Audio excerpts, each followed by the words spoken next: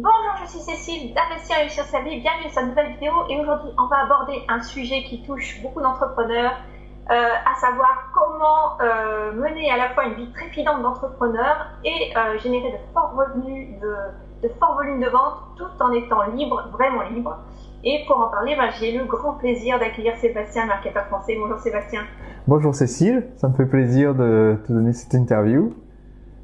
C'est gentil. Alors, c'est vrai que compte tenu de la vie trépidante que tu mènes et des nombreuses activités que tu mènes à la fois, j'ai pensé que c'était un sujet qui était vraiment intéressant d'aborder avec toi parce que tu es consultant en marketing, tu aides les entrepreneurs à développer leur entreprise sur Internet et tu as aidé jusqu'à présent des milliers d'entrepreneurs. Tu es toi-même un entrepreneur dans l'âme puisque tu as créé 2 entreprises et tu es auteur de plusieurs livres dont Le chemin vers le sommet que j'ai entre les mains.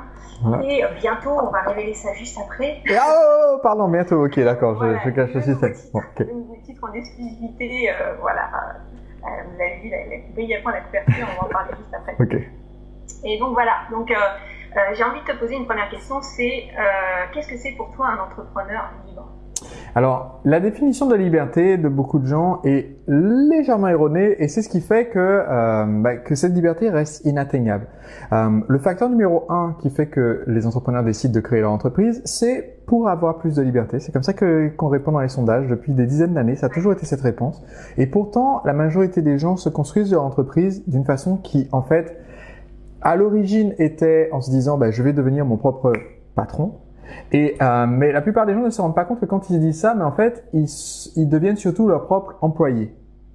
Et que donc, ce qu'ils avaient pas aimé dans le salariat, ce qui les avait embêtés d'être au service de quelqu'un, forcés à faire des horaires qui les arrangeaient pas, de faire plein de tâches qui les dérangeaient, eh bien, une fois embauchés par leur propre entreprise, eh bien, ils devaient quand même faire plein de choses qui les arrangent pas, dans des horaires qui les arrangent pas, et travailler avec des clients qu'ils n'aiment pas. Enfin, pas pour dire qu'ils n'aiment pas leurs clients, mais pour dire que quand on démarre, souvent, il y a le compromis de devoir signer des contrats ou de devoir faire des ventes et du coup, on a tendance plutôt à essayer de ratisser large plutôt que de se dire je veux sélectionner uniquement les clients qui me plaisent le plus. Et donc, le problème justement, c'est que la plupart des gens n'ont pas une définition correcte de ce que c'est que d'être libre. Beaucoup de gens se disent, être libre, c'est pouvoir faire ce qu'on veut, ou alors être libre, c'est faire ce dont on a envie. Et je vais expliquer le problème des deux. Pouvoir faire ce qu'on veut, c'est pas une définition qui nous aide à réellement avoir une vie enthousiasmante. Parce que tout le monde peut voyager, par exemple.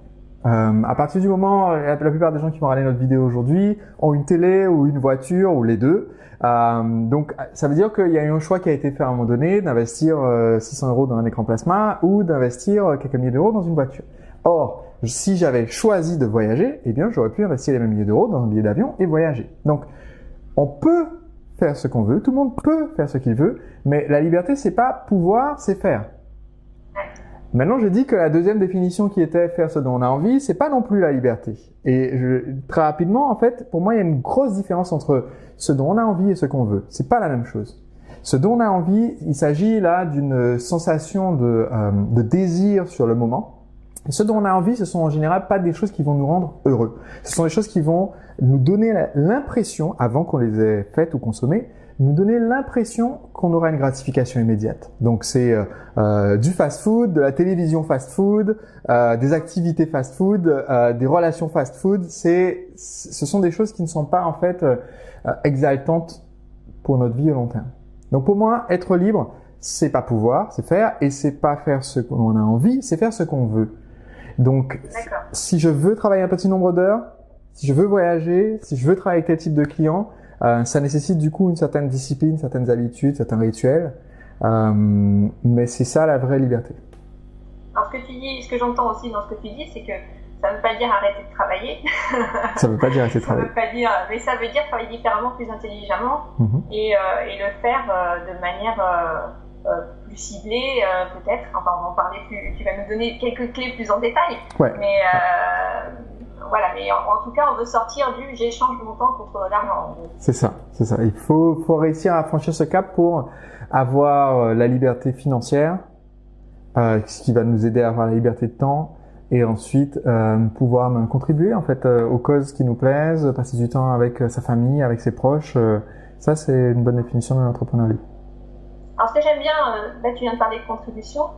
C'est vrai qu'on pourra en parler après, mais ça, c'est un point que j'aime bien aussi dans l'entrepreneur libre que toi, tu représentes aussi et que certaines personnes qui te suivent et que je côtoie présentent aussi, parce que la contribution, c'est important. On en parlera juste après. J'aimerais bien qu'on garde en tête cette mission parce qu'elle est importante pour moi.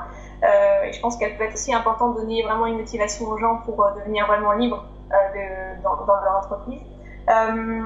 Est-ce que tu peux nous donner quelques clés, justement, peut-être 3 clés pour devenir un entrepreneur libre? Parce qu'on se dit, mais est-ce que c'est vraiment possible de sortir de ce schéma je suis un entrepreneur qui travaille des centaines d'heures par semaine pour pouvoir faire tourner mon business? Alors, 3 clés qui permettent de devenir un entrepreneur libre. La première clé, ça serait de se rendre compte que, quel que soit le produit ou le service que je vends, et j'ai accompagné des gens qui sont dans des domaines extrêmement variés. Dans mon livre, je donne des exemples dans 25 secteurs d'activité différents. Quel que soit le secteur dans lequel je vends, il y a un chemin optimal pour amener quelqu'un qui ne me connaît pas à avoir confiance et à avoir l'intérêt dans le produit et à acheter.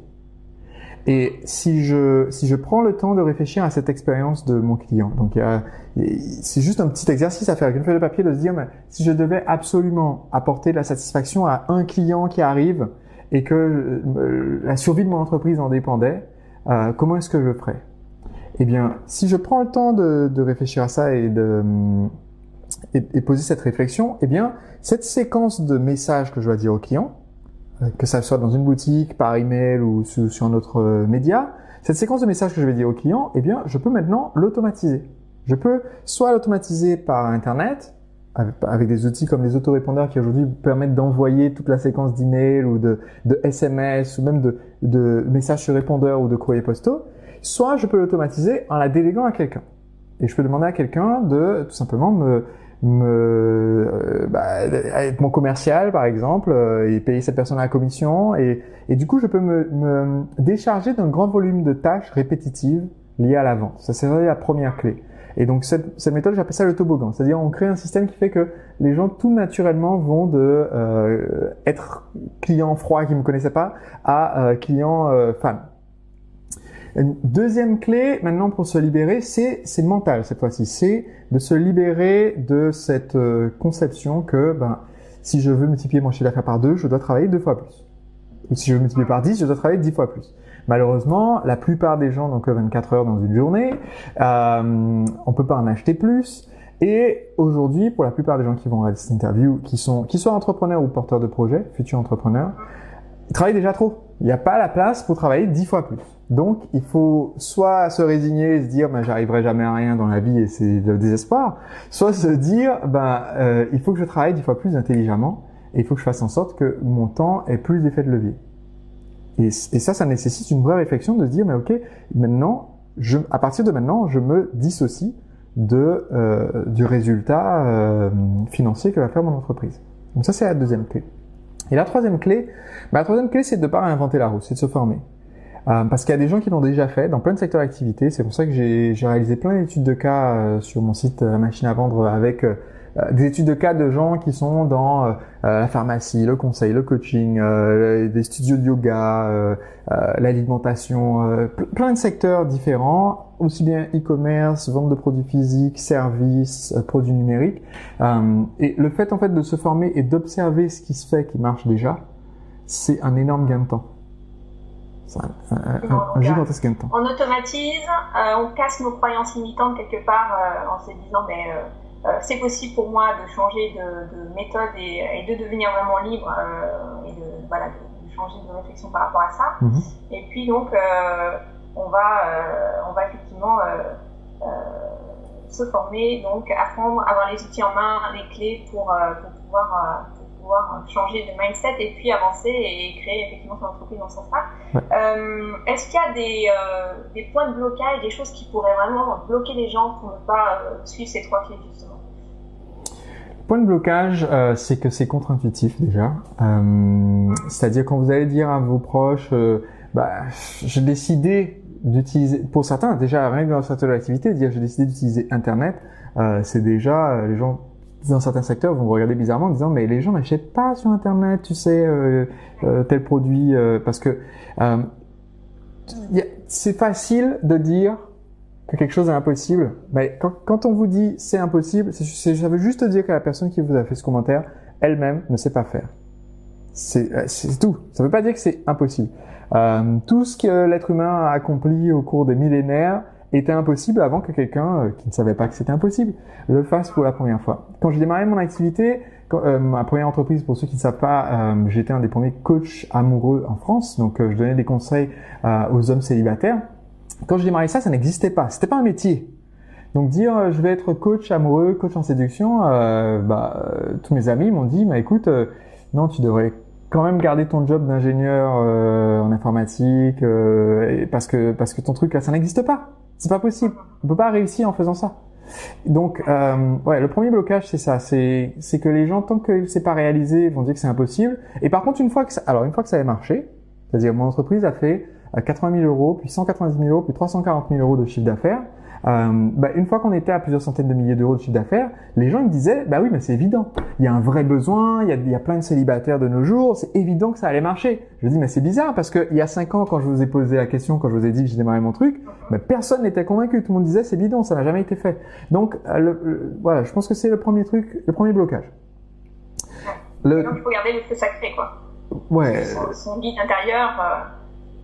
Ouais, alors justement, le deuxième blocage, moi la définition que je donne au terme feu sacré, c'est se consacrer aux tâches, aux missions qui nous passionnent et dans lesquelles on a une aptitude qui est unique. Et justement, le deuxième piège, c'est que quand on démarre notre entreprise, il y a 1 million de tâches très différentes. Alors, tu as participé à Entrepreneur Libre, donc j'ai une petite métaphore pour expliquer justement qu'il y a des tâches qui sont prioritaires par rapport à d'autres. L'histoire de Caillou. Voilà.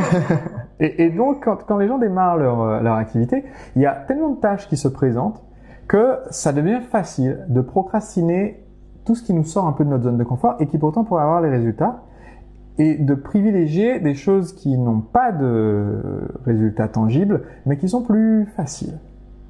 Là, c'est très très facile de tomber dans ce piège-là. Et ça, c'est un véritable piège parce que du coup, les gens vont dire, en fait, oui, c'est sûr, moi j'aimerais bien démarrer mon truc sur Internet, j'aimerais bien faire des vidéos pour que les gens découvrent mon contenu, j'aimerais bien faire des articles, etc. Mais j'ai pas le temps. Et quand on essaie de creuser en disant, mais ok, tu as pas le temps, mais tu fais quoi? Ils font plein de tâches qui ne rapportent rien. Alors, je vais donner l'exemple, j'ai un client qui a une boutique de e-commerce et je lui donne des conseils avec des choses stratégiques qu'il doit faire qui prendraient que 1 ou 2 heures par semaine. Il dit, j'ai pas le temps. Et et je demande, qu'est-ce que tu fais? Il dit, tous les jours, il y a des clients qui envoient des mails ou qui appellent le service client et je réponds et voilà. Et je dis, mais pourquoi est-ce que c'est toi qui décroches le téléphone, pour répondre à quelqu'un, au sujet des produits cosmétiques ou au sujet de son shampoing, ou des choses comme ça? Et il dit, oui, mais un appel sur 2, j'arrive à faire une vente et donc la personne repart avec plusieurs dizaines d'euros de produits. Et on a fait le calcul et je lui ai dit, mais voilà, si je prends tes appels et je dis qu'effectivement, en réalité, un appel sur 2 t'arrive à vendre, ce qui est probablement pas vrai. C'est juste une question de perception. En réalité, c'est peut-être un appel sur 4 ou 10. Mais disons que tu arrives à vendre un appel sur 2 et que la personne te prenne 50 euros de produit à chaque fois, ce qui est probablement pas vrai. Mais supposons. Ça veut dire que à chaque fois que tu prends un appel et que tu restes 1 heure au téléphone avec la personne, en moyenne, ça vaut 25 euros. Donc, en tant que chef d'entreprise, est-ce que tu vaux plus de 25 euros de l'heure? Et si la réponse est oui, ça veut dire que cette tâche-là, elle doit être soit déléguée à quelqu'un, donc mettre un commercial au téléphone ou une équipe, un service d'appel, soit elle doit être éliminée et enlever le numéro de téléphone du site web. Parce que si mon temps vaut plus que 25 euros de l'heure, je ne devrais plus faire de tâches à 25 euros de l'heure. Et ça, c'est un vrai blocage qui retient beaucoup de gens, c'est qu'ils n'ont pas une notion de la valeur de leur temps. Ouais. Alors c'est vrai que tu as parlé de persévérance quelque part, en premier point de blocage, ne pas trop écouter les voix de ceux qui nous entourent, qui n'ont pas fait eux-mêmes ce qu'on a envie de faire, et puis de gérer nos priorités, et de effectivement déléguer quand on peut. Il y a une réflexion qui revient par rapport à ça, et je rebondis là-dessus pour finir sur les blocages, c'est que il y a des gens qui disent ok pour déléguer, mais moi je démarre mon entreprise et j'ai pas forcément aujourd'hui les finances pour le faire. Comment on peut solutionner ce problème? Alors, au début, on peut solutionner ce problème en déléguant pas. C'est la façon la plus simple. Au début, on peut solutionner en déléguant pas et en disant, en fait, au lieu de déléguer, je vais déjà essayer d'automatiser un certain nombre de choses. Parce qu'il y a beaucoup de choses aujourd'hui qu'on peut réellement automatiser. Comme je disais tout à l'heure, avec un système contacticiel, on a les prospects qui rentrent et qui arrivent sur mon site internet, qui mettent leur adresse email. d'accord? Quand les gens viennent sur le site, d'ailleurs, petite pub pour mon site internet, c'est lamachineavendre.com, voilà. Quand quelqu'un va sur ce site-là, la seule chose qui est disponible sur cette page, c'est je vous offre une formation gratuite, donnez-moi votre adresse mail. Ben, j'ai sur l'année dernière plus de 53 000 personnes qui se sont inscrites pour voir les vidéos. C'est pas moi qui envoie individuellement le lien de la vidéo à chacune des 53 000 personnes. Sinon, je serais pas là pour faire cette interview. Je serais probablement mort d'un ulcère d'estomac et crise cardiaque. Donc, il y a un système automatisé que j'ai créé qui envoie ma vidéo. Quand les gens regardent la première vidéo, qui envoie la deuxième. Quand les gens regardent la deuxième, qui envoie la troisième. Et en fait, après avoir regardé mes 3 vidéos et avoir déjà utilisé des conseils et développé l'entreprise, un certain nombre de gens achètent mes produits. Tout ça, c'est automatisé. Il n'y a pas besoin pour moi de déléguer. J'ai pas quelqu'un qui envoie ses mails personnels. Ça, c'est la première chose. Et la deuxième chose, quand on veut déléguer les tâches de vente, les tâches commerciales, il y a un certain nombre de tâches qui peuvent être déléguées à la commission. Et du coup, ça nécessite pas de sortir de l'argent de sa poche. Donc, quand j'ai embauché pour la première fois un commercial, c'est la magie d'Internet. C'est la magie d'Internet, c'est qu'on n'a pas forcément besoin non plus de ressources, on va dire, équivalentes à la création d'un business hors ligne, qui serait beaucoup plus demandeuse en finance. Voilà, on peut démarrer finalement avec des moyens financiers relativement limités. Oui, si vous faites une entreprise qui est en ligne, c'est un avantage énorme effectivement que de pouvoir juste déjà, même pour le recrutement, ça va être plus facile parce que vous allez pouvoir déléguer à des personnes qui sont plus compétentes et moins chères que ce que vous auriez trouvé localement. Je l'ai vécu quand j'ai fait mes premières embauches pour des personnes qui m'aidaient sur le côté administratif, le service client, etc.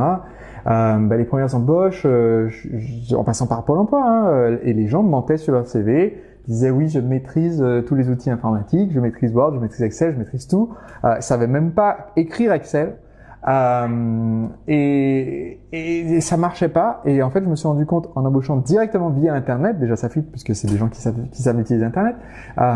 Et c'est comme ça que j'ai commencé à travailler avec Emeline, qui est la plus ancienne membre de mon équipe. J'ai commencé à travailler avec elle en 2012, peut-être même 2011, et qui fait encore partie de l'équipe parce que c'était possible pour elle, qui était maman et qui voulait pouvoir travailler à domicile pour s'occuper de son enfant. C'était possible pour elle d'avoir cette opportunité de travail, qui était le job parfait. Et moi, c'était la personne idéale. Donc, c'était vraiment sans Internet, ça n'aurait pas été possible. Oui, bien sûr. Donc, super, merci pour ces conseils. J'aimerais que tu nous partages un petit peu ce que toi tu vis en tant qu'entrepreneur libre. Parce que je sais que tu fais beaucoup de choses passionnantes en dehors du business même, d'aider les entrepreneurs. Notamment, on parlait de contribution tout à l'heure, et je sais que tu participes avec World Teach Your Head, qui est une association qui aide les enfants qui sont en Afrique. Tu peux juste nous inspirer par rapport à ton parcours, par rapport à ça. Et je sais que ça fait rêver pas mal d'entrepreneurs de pouvoir faire ce genre de choses. Donc voilà. Pour moi, la grande aventure de devenir un entrepreneur libre et pas juste un entrepreneur tout court, ça a commencé quand j'ai promis à ma femme qu'on allait. C'était pas encore ma femme, c'était ma compagne, et je voulais faire la demande en mariage pendant le voyage. J'ai promis qu'on allait faire un voyage autour du monde. Et ça a nécessité du coup de complètement restructurer la façon dont je fonctionnais dans mon entreprise pour pouvoir travailler un jour par semaine pendant ce voyage et le reste du temps profiter avec elle. Et du coup, à partir de ce voyage-là, on s'est rendu compte d'un certain nombre de choses. La première, c'était que ça nous plaisait beaucoup de voyager. La deuxième, c'est qu'on n'avait peut-être pas envie de s'installer, vivre dans la région de Nantes. Donc, par exemple, l'année dernière, pendant un an après notre mariage, on a fait une année de city shopping, c'est-à-dire une année pour choisir dans quelle ville du monde on voudrait s'installer. Donc on a passé un trimestre à Barcelone, un trimestre en Californie, du temps à New York, dans les Caraïbes.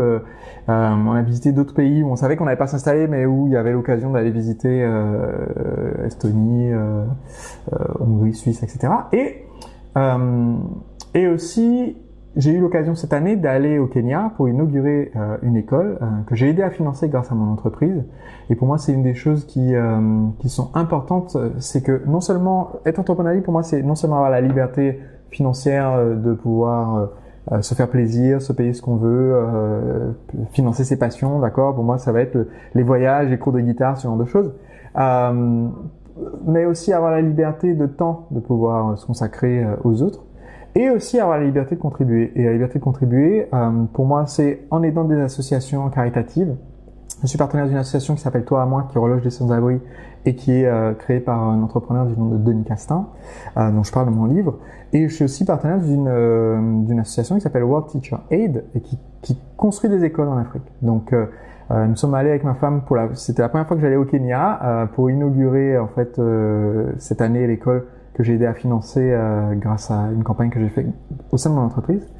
Et pour moi, voilà, c'est important d'avoir cette balance entre d'un côté ce que nous on retire en fait de notre entreprise parce qu'on l'a bien pensé et parce que on s'est formé et parce que les produits se vendent bien, et d'un autre côté ce qu'on peut apporter à la fois aux clients avec un produit de qualité, un super suivi, mais aussi autour de soi en contribuant, en inspirant d'autres personnes. Et pour terminer sur ce côté contribution, il y a donner à des associations caritatives, mais aussi dans la contribution, il y a aussi le fait d'avoir le temps de faire du partage gratuitement. Parce que les vidéos que je mets en ligne sur Internet, quand je revends sur ma chaîne YouTube, il y a rien à vendre dans la vidéo, c'est juste pour partager. Chaque lundi, je partage un livre qui a changé ma vie d'entrepreneur parmi les 500 livres que j'ai lus dans les 10 dernières années.